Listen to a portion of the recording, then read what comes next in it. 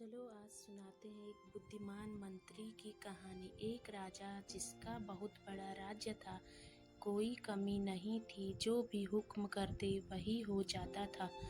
लेकिन राजा में एक आदत थी कि वह जो भी कोई थोड़ी सी गलती करता उसे तुरंत 10 बड़े खूंखार कुत्तों के सामने डालकर उसे कुत्तों से नचवाता।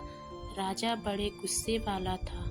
राजा की इस आदत से सभी परेशान थे।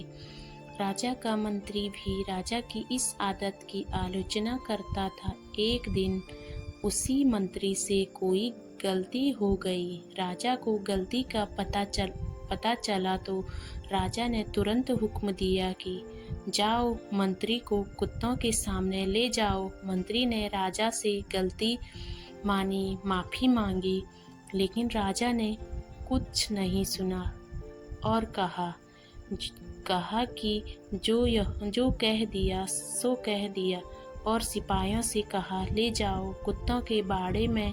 मंत्री ने कहा ठीक है राजा जी, लेकिन मेरी आखिरी इच्छा तो मान लो।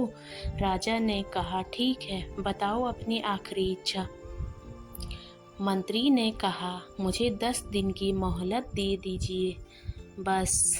राजा ने कहा ठीक है, 10 दिन की मोहलत दे देते हैं, लेकिन 11वें दिन सजा जरूर मिलेगी। मंत्री 10 दिन तक राजा के पास नहीं आया और 11वें दिन राजा के सामने पेश हो गया। राजा ने मंत्री को देखा और सिपाहियों से कहा जो सजा रखी थी मंत्री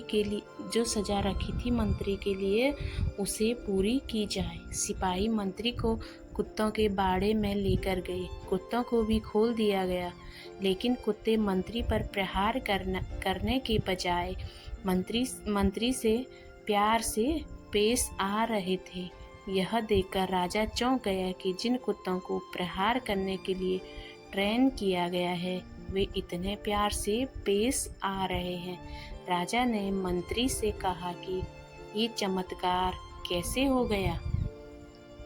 इन कुत्तों को क्या हो गया है? मंत्री ने जवाब दिया कि इन 10 दिनों में मैंने इन कुत्तों की बहुत सेवा की है, इन्हें खाना खिलाया, नहलाया। अब ये कुत्ते जान चुके कि मैं इनके लिए कुछ अच्छा करता हूँ, ना कि बुरा। ये मुझ पर प्रहार नहीं करेंगे। मैंने आपकी इतने दिनों से सेवा की है, फिर भी आप मेरी एक गलती को माफ़ नहीं कर सके। आपसे ज़्यादा अच्छे तो ये कुत्ते हैं जो अच्छा और बुरे को पहचानते हैं। राजा यह सब देखकर बड़ा शर्मिंदा हुआ। ये कहानी हमें सिखाती है कि हमें हमेशा सोच समझकर फैसले लेने चाहिए।